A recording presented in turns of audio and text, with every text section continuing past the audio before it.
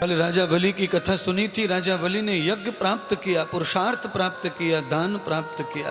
दान करके भोजन करते, दान करके सेवा करते, दान करके शयन करते। त्रिकाल दान होता राजा बलि के घर में। यावतम दानम कृतम पुरुषम, सारी दुनिया जब सो जाए, लेने वाले थक जाए, तब दान रुकता था राजा बलि का। और जब तक लेने वाले लाइन में हैं तब तक दान चलता रहता, चलता रहता, चलता रहता। कभी अक्षय खत्म नहीं होता उनका। उसका फल है कि वो इंद्र बन गए, स्वर्ग के राजा।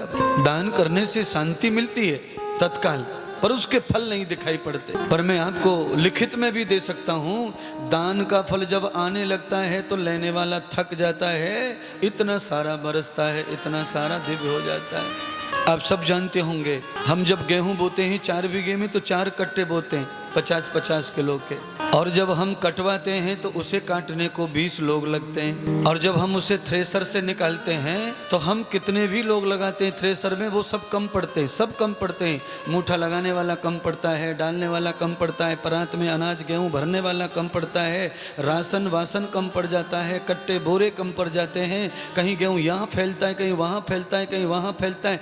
आदमी पूरा परिवार उसे समेटने में लग जाता है, फिर भी वो समझता नहीं है। इतना फर्क है दाता का, देने वाले का।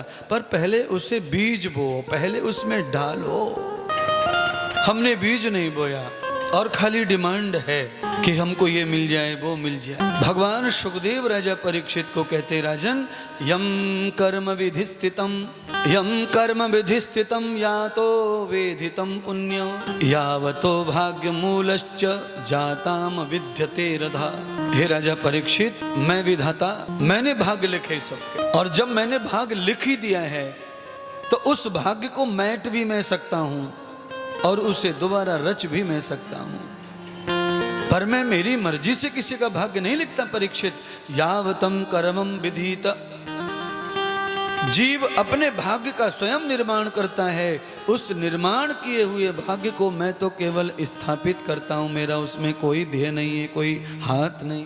जीव जो कर्म करता है, जीव जो नियम जीता है, जीवन जीता है, मैं उसको लिखता हूं। मैं लिखने वाला हूं, पर ना मैं किसी का भाग्य बनाता हूं और ना किसी का बिगाड़ता हूं। व्यक्ति स्वयं ही अपना भाग्य बनाता है और स्वयं ही भाग्य को बिगाड़ता है। हम गरीब हो सकते हैं इस जन्म में, किसान हो सकते हैं, हमारे पास में धन नहीं हो सकता है, हम जैसे तैसे अपने बच्चे पाल रहे हैं, हो सकता है हम भाड़े के घर में रहते हैं, रिक्शा तांगा चलाते हैं, बच्चे पालते हैं, लारी ठेला लगाते हैं, टमाटर सब्जी बेचते हैं, सफरजन से मौसमी बेचते हैं, लहसुन प्याज पे कुछ भी बेचते हैं, काम चलाते हैं। पर मैं आपको कहना चाहता हूँ, आप जो भी करते हो, अगर आप 10 रुपये भी लाकर घर में लाते हो, सब्जी रोटी खुद खाते हो, अगर उसमें से 1 कौर 1 ग्रास भी दान करते हो तो अगला जन्म तुम्हारा अवश्य दान की ओर बढ़ता है, महान की ओर बढ़ता है, धनवंता की ओर बढ़ता है, श्रेष्ठता की ओर बढ़ता है।